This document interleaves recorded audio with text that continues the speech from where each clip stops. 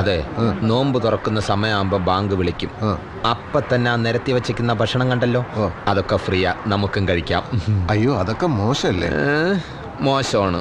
എന്നാ സാറൊരു കാര്യം ചെയ്യും, വല്ല സ്റ്റാർ ഹോട്ടലെങ്ങാനും പോയി കഴിക്കും. കയ്യിലഞ്ച് പൈസയില്ല, വെറുതെ പട്ടിണി ഇടന്ന് ചാകണ്ടെങ്കിൽ വന്ന് കഴിക്കുക.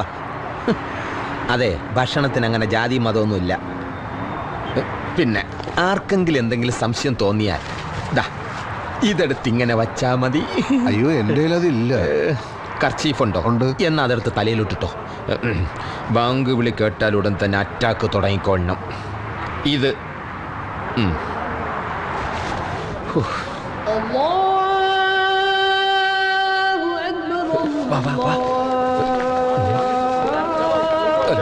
ഒന്ന് മാറി.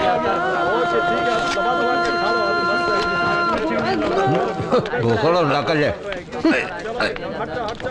ഒന്ന് മാറി.